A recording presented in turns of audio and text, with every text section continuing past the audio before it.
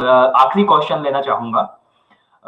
जैसा कि आपने इतने विस्तार से बताया योग के बारे में, आप युवाओं को क्या संदेश देना चाहते हैं योग के विषय में? कृपया उसके बारे में बता दीजिए। देखिए, युवा जो है, मैं समझता हूँ युवाओं का स्थान, शरीर में जो स्थान मेरुदंड का है, स्पाइनल कॉर्ड का है, रीढ़ की हड्डी का है, अगर मेरुदंड स्वस्थ नहीं है तो सारा शरीर लड़खड़ा जाता है। और अगर हमारा युवा जो है, अगर वो स्वस्थ नहीं है तो सारा समाज प्रभावित होता है। किंतु मुझे ये कहने में कोई संकोच नहीं है कि भारत की जब 2/3 आबादी युवा है और आज का युवा मैं देखता हूं वो बहुत ही सकारात्मकता के साथ सोचता है, और अगर उसे सही दिशा मिले, जिस तरह से हमारे विजनरी प्रधानमंत्री, मैं कहना चाहूंगा एक दूरदृष्टा प्रधानमंत्री, एक युग दृष्टा के रूप में उन्होंने समय समय पर ऐसे कार्यक्रम दिए हैं, जैसे फिट इंडिया की बात आई, अभी स्वस्थ समृद्ध भारत की बात आई, तो युवाओं को सही मार्गदर्शन की जरूरत है और उन्हें सही मार्गदर्शन मिलता है।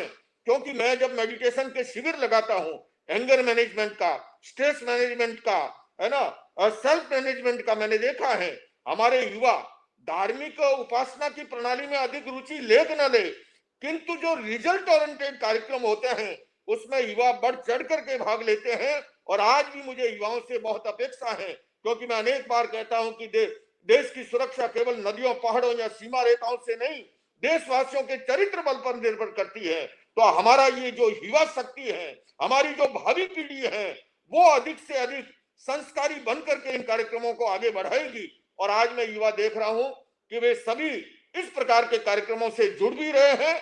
अपेक्षा हम धर्मगुरुओं से भी है मेरी, कि धर्मगुरु भी इस तरह के साइंटिफिक कार्यक्रम सामने लाए, जिससे कि अधिक से अधिक युवा जुड़ सके। अगर युवा स्वस्थ बनेंगे, युवा समृद्ध बनेंगे, तो हमारा देश और समाज भी जो है वो शक्तिशाली बनेगा, समृद्ध बनेगा।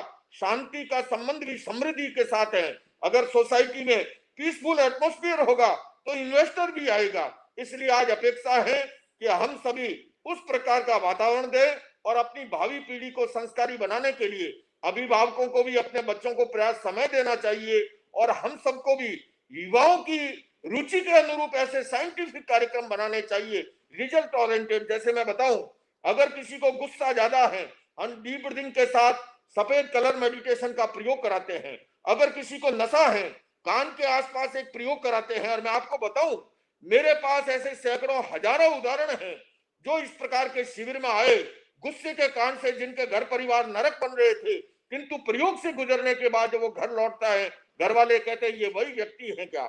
नशा भीतर से, क्योंकि ये साइंटिफिक सच है, हमारे ग्रंथि तंत्र के स्राव, हार्मोन्स जो हैं ब्लड में मिलकर नाड़ी तंत्र के माध्यम से जीवन व्यवहार को प्रभावित करते हैं। और जब हम साइंटिफिक कार्यक्रमों के माध्यम से नशे को छुड़वाते हैं, या तनाव से, मैंने जैसे आपसे कहा कि फिजिकल, मेंटली, इमोशनली किसी भी प्रकार का तनाव हो, हम कायोस्तर का प्रयोग कराते हैं।